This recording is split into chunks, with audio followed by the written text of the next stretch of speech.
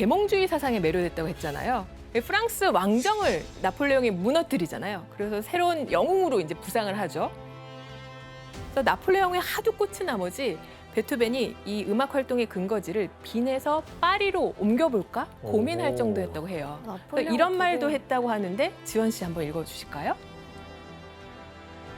내가 음악 예술을 이해하는 것만큼 전쟁에 대해서 이해하지 못하는 것이 안타깝다. 그랬더라면 나폴레옹을 정복할 수 있을 텐데. 여기서도 베토벤 성격이 나오죠. 존경의 대상이지만 동시에 정복을 하고 싶어하는 그런 양가 감정이 있는 거예요. 나폴레옹을 향한 팬심, 베토벤의 그 특유의 팬심이라고 볼 수 있는데, 그래서 베토벤이 나폴레옹에 헌정하는 교향곡을 쓰게 됩니다. 소위 걸작의 숲이라 불리는 요 시기의 대표곡이 탄생하는데요. 어떤 곡인지 한번 들어볼까요?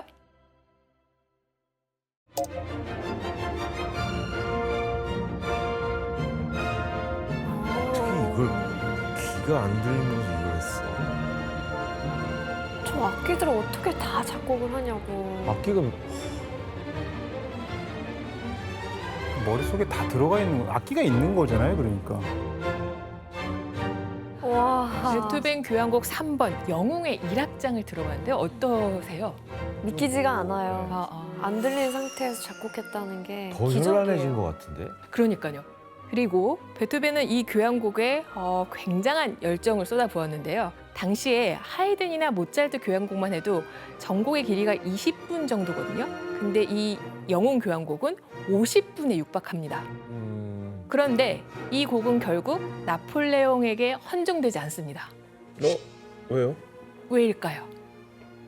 나폴레옹에 대한 환상이 깨졌나?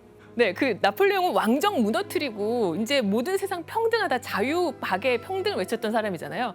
근데 나폴레옹이 스스로 황제의 자리에 올랐기 때문이에요. 그래서 이 그림을 보시면 나폴레옹이 스스로 황제에 오른 대관식의 모습이에요. 이 노틀담 성당인데 이 소식을 듣고 베토벤이 엄청난 배신을 느끼고 모욕감까지 느꼈다고 해요. 그래서 원래 베토벤의 세 번째 교향곡 표지에 제목으로 보나파르트라는 부제를 붙였었는데요. 근데 그 보나파르트 그걸 이제 지워서 긁어내게 됩니다. 이게 악보 표지예요. 근데 여기 중간에 구멍이 뚫린 자리가 보이죠. 보나파르트라고 원래 써 있었던 거예요.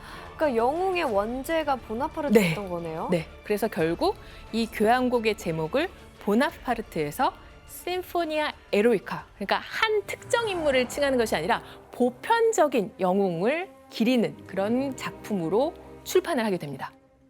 그리고 음악 내부로 들어가자면 화성 복잡해졌고요, 조바꿈 이상해졌고요, 불협화음 과감하겠어요.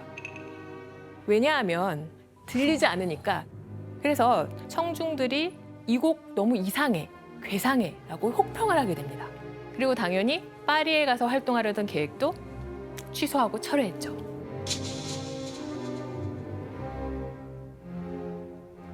지금 영웅 교향곡을 어쨌든 나폴레옹에게 헌정하지도 못했고 또 대중들도 막 불협이 많고 하니까 이게 호응을 제대로 해주지도 않았고 그러면은 좀 실망이 많이 컸을 텐데 이후로 그러면 좀 더 절치부심해서 더 좋은 곡들을 만들어냈나요? 네, 각을 잡긴 잡았죠.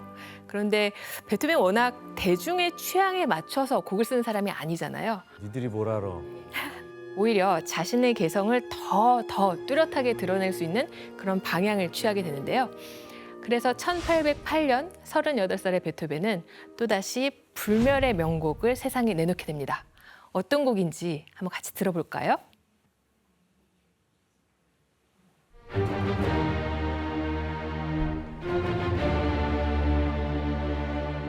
여기까지밖에 몰라.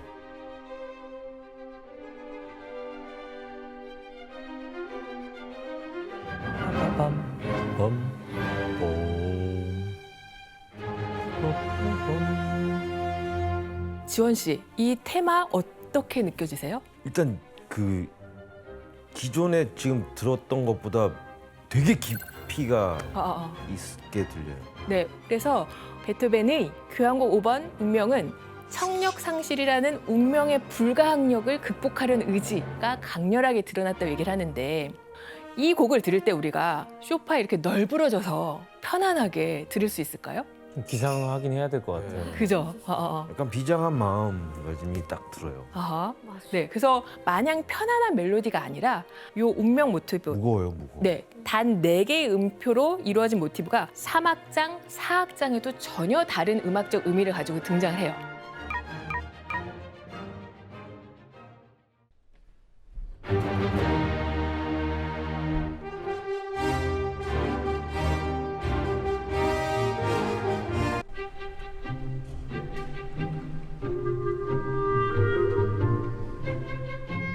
정말 짧은 레고 블럭이 전체의 구조를 관통하고 있는 거예요. 근데 그 전체의 구조를 관통하는 걸 알아채려면 집중하고 몰입해서 들어야 되는 거죠. 그래서 베토벤이 운명 교향곡을 통해서 청중들의 감상 태도에 격렬한 변화를 일으켜요. 한번 그림으로 확인해 볼게요. 네, 베토벤 교향곡을 감상하고 있는 청중의 모습을 그린 건데 어떠세요? 눈을 감거나 눈을 굉장히 뭐라 그래야 될까요? 불알이거나? 네. 편해 보이지 않아요. 오, 그러네.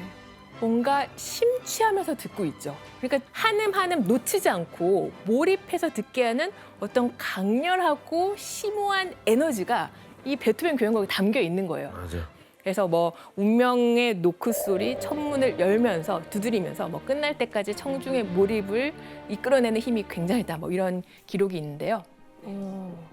손준호 씨, 근데 네. 이 곡도 원래 제목이 운명 교향곡이 아니에요? 아니었습니다. 원래 제목은 교향곡 5번. 아이, 심플하죠? 네. 네. 아이.